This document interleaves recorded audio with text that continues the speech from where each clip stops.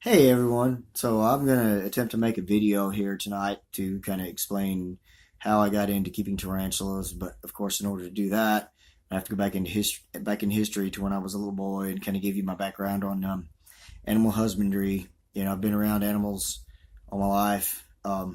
As a little bitty boy, probably 4 or 5 years old, my father used to bring all kinds of critters home. We lived, in a rural area, so there was always critters around. And my dad was just one of those that used to bring home stuff all the time. And I can remember in our freezer, we had little glass baby food jars with water in them that had invertebrates in them. He would catch spiders, he would catch scorpions, things like that, put them in a baby food jar full of water and put them in the freezer.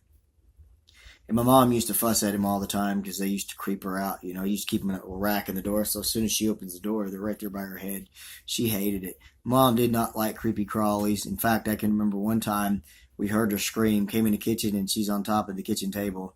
And she claims that she opened the pantry and a mouse leapt out off the shelf onto her, and she flipped it off and it ran underneath the refrigerator, and she jumped up on the table. And we're like, yeah, Mom, sure. Anyway, if it wasn't a dog or a cat or something like that, she didn't like it. If it had scales or wet skin or more than four legs, or no legs at all, she did not like it. But my dad used to bring stuff like that in there all the time and torment her. I remember one night he brought home a wounded owl. It had an injured wing, and he was feeding it steak on the counter in our kitchen. And I remember watching him, standing in the kitchen watching him as a little boy, being fascinated about my dad feeding this wild animal. And of course, my mom's over here in my other ear screaming at him because he's feeding this owl our dinner for the next night. He brought home a raccoon one time, little bitty baby raccoon. I guess it was orphaned. I don't think it was injured, but it stayed with us and kind of got domesticated and followed us around the house. And my dad would let it outside, and it would go out like a dog and do its business and come back in the house. And I guess it got about adulthood, and he let it out one night, and it never came back. So anyway, I was always seeing animals, but of course, living in the country and on Saturday mornings, you know, we didn't have tablets. We didn't have Twitter and Instagram and Snapchat and all that crud, social media. We didn't have video games, things like that. We had our imagination. We had Saturday morning cartoons. And when Saturday morning cartoons were over with, it was time for you to get your little hind end outside and go play and get out of Mama's hair while she got caught up on the housework. But you always wanted to stay within earshot, because when she called for lunch, you better be home within 10 minutes, or you got your little hind end set on fire when you got home. Oh, yeah, that's right, kids. Our parents used to discipline us. We used to get spankings. That's why we have respect for people nowadays, older people. Anyway, off topic. So my mom would kick me and my little brother out of the house. In the area we lived in a trailer house in a rural area, and there was just pasture land all around, a couple of creeks that ran through there, and naturally plant life will grow near water sources. So we would go down there to the creeks, knowing that within in the woods or down in the creeks we were going to find something. And we'd go down in there and turn over logs and rocks and things, and we'd find bugs and watch them. And if it was something really cool like an arachnid, we would try to catch it. We used to catch scorpions. We'd take a stick and pin them down and pick them up by the tail. Didn't bother us, didn't freak us out. We'd bring them home and try to fight them. That never worked. They didn't want to fight each other. They just wanted to run. So, we'd always play with bugs and stuff like that. But me personally, I was always interested in reptiles. I liked catching snakes, lizards, and turtles. Frogs and stuff like that, yeah, they're all right. But, I liked reptiles. My brother liked bugs. But I liked bugs too. I'd handle them. One bug in particular that I never did handle or interact with too much were spiders. And it didn't matter what kind. It wasn't I was scared to death of them. It wasn't that I was afraid they were going to hurt me. They just kind of creeped me out. So I just kind of kept my distance. I did like to feed them. When we were little kids, we had those black and yellow garden spiders around the house, and we could spend hours out in the yard catching grasshoppers and feeding, these spiders and watching her catch her food and wrap it up. And it was just fascinating, as a little kid, I always dealt with creepy crawlies and little critters like that. When I got a little older, maybe middle school aged, I would watch public television because, again, we didn't have cable and 500 channels. And so I'd watch public television and watch nature shows. And one of the first guys that was filming wildlife in its natural habitat was Marty Stouffer. Wild America. I was so fascinated with his show. I was just so interested in wildlife, wild animals. Being able to watch them in their natural behavior, their natural habitat was just always fascinating to me. Zoos, they don't really ring my bell because you're just standing there looking at a bunch of animals. They're not in their natural habitat, their natural behavior, stuff like that. So, as a middle school kid, I was kind of living in the city a little more, so I wasn't around animals as much, but I did watch nature shows. And every once in a while, I'd be in a pet shop and come across an exotic animal like a little lizard or something like that. I think that would be a really cool pet to have. And then I got into high school and we moved back out in the country again next to the lake. And we had all kinds of critters around us. Again, I always kept well clear of spiders. I admired them from a distance. But anything else, I wasn't scared to handle it. I mean, I've caught a armadillo by the tail. I picked up venomous snakes, things like that. They don't freak me out. They don't bother me. Mice, stuff like that doesn't bother me. But it was the spiders.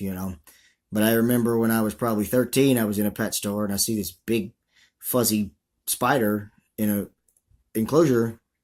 It's the first time I'd ever seen a tarantula in real life. All I'd ever seen, was on TV and stuff. And my impression of tarantulas at the time was they were big, hairy, mean, dangerous. Exotic was a word that always came to mind. Spiders. And I had no idea that we actually had tarantulas here in Texas until I was a teenager.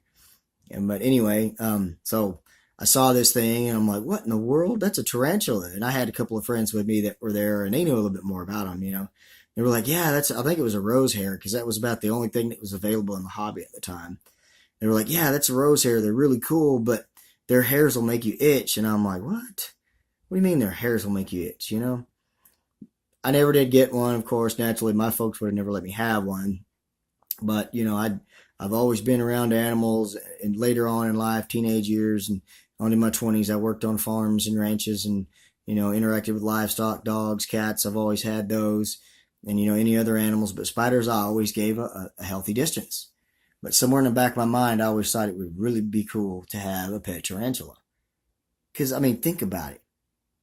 Such an awesome looking creature sitting on your mantle or whatever. It's a conversation piece, if nothing else. But so I always thought they were pretty interesting. And I've been a bachelor for a few years now, and I've become a little more independent. And in the last couple of years, just out of curiosity, one day, because I remember when I was a kid, there was only like one kind of tarantula that was for sale, and you had to go to a pet shop. We didn't have internet; they wouldn't ship them to you. You had to go to some place where they had them, so they weren't as readily available. So I just got curious, looking about tarantulas for sale. And I was just blown away by all the different types that were out there. And I was like, whoa. So that's when I just kind of started watching videos to see behaviors of different, species and stuff like that. And taking interest in different ones and how they looked and how they acted and, things like that. And I finally decided I got to have me a pet tarantula. I wanted one as a kid. I'm a grown man now. I don't have anybody here to tell me, what I can and can't do. I'm going to get one. So, I wanted to go for something, of course, that was a good beginner species. Fortunately, I had internet, so I was able to do research. Wanted something that would be a good beginner species and, had a good temperament, but also a good appetite, but was beautiful to look at. That was my big thing. Beautiful to look at, but not, mean. So that's when I discovered the Chromatopelma cyanopubescens. And so that's when I made the decision that I wanted to get one of those. But I thought before I do, I need to do all my homework on this particular species before I get it. That way I know what to do when I get it. It's not like getting a puppy, all you got to do is feed it and walk it. You kind of have to know their different care needs and stuff like that. So I did a lot of research on it. And when I started doing research on tarantulas, I was watching a lot of videos, and there was several people's videos that I started watching for the educational or animal husbandry side of it. One of those was Rob, Tarantula Guy 1976. I watched every one of his videos. And then I started watching Petco from the Dark Den, Mark from Mark's Tarantulas, Daily Tarantula Girl. And then I started watching Tom Moran, who is like the tarantula husbandry guy. Watch his videos if you need to know anything about caring for a particular species. And so I learned all I needed to know about this particular spider. I finally got it, and I've got to say it's been a pleasure having this thing as as a pet, it's inactive a lot of times, but when it's out moving around doing its natural thing, it's just so fascinating to watch it. And of course, feeding is always fun, so I'm really enjoying it. And I started to get deeper and deeper into interest in tarantulas. Like I said, I always gave spiders a healthy distance. As a youngster and as a teenager, I used to feed garden spiders or black widows, but I stayed well clear of them. I never handled them, never got super close with them or anything like that.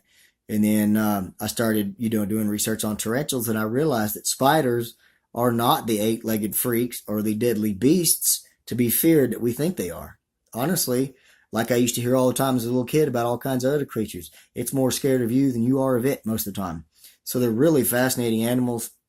And so, I watch videos all the time.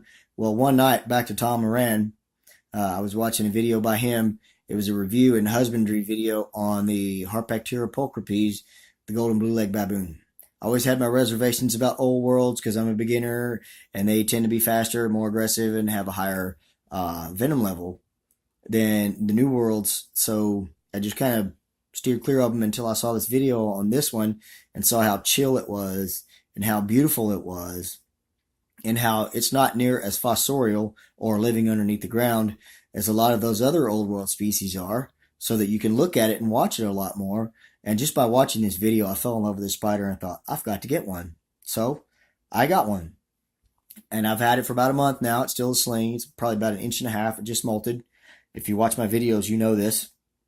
I'm waiting on it to harden up a little more and for my baby crickets, which hatched about a week ago, to get a little bigger. And then I'm going to try to attempt my first live feeding of it. My green bottle blue has been quite active in the last day or so, doing a lot of webbing, basically webbing itself inside the plants they're in the container there. So I'm looking for it to molt the next day or two. And then I'll do an update and eventually a feeding video on it. But I just want to thank all of those guys that do the videos that inspired me, and I'm sure countless others, to get into the hobby. Although I don't consider myself a hobbyist right now. I've only got 2 tarantulas, and I really don't plan on expanding. But I mean, who knows? I got 1 tarantula, and then I kind of got the itch. But it's just too much of an undertaking for me to have more than 2 right now. And 2 is enough. But Petco, Mark, Deadly Tarantula Girl, Tom Moran especially, thank you guys for the work that you do to get us all interested in tarantulas and educate us and help us to realize that these are really actually spectacular animals that are to be admired and not feared. You know what I mean? That's one thing that I've taken away from it. And I'm learning more every day about these animals and how beautiful they really are. So it's not really a hobby. It's just a pastime for me because honestly, I mean, let's be honest. I mean, some people out there like Tom and Petco and those guys that have a couple hundred tarantulas, yeah, that's a hobby, right? But I mean, people like me who have 2 or 3 tarantulas, I can't say I'm a hobbyist. Just like I can't say I'm a dog hobbyist because I have 2 dogs. I'm just a keeper. You know what I mean? I enjoy having them. They're great companions. So there you go. Break down the barrier on that with the whole hobbyist thing. I'm not a hobbyist, but I do thank the hobbyists and the work they do to get us into tarantula keeping and really educate us on these animals. So yeah, I'm really looking forward to it. I'm new to this, so I'm really looking forward to making a whole lot more videos for you guys. And that was my background on animals and how I got into tarantulas. I hope you enjoyed it. Thank you for watching. God bless and good night.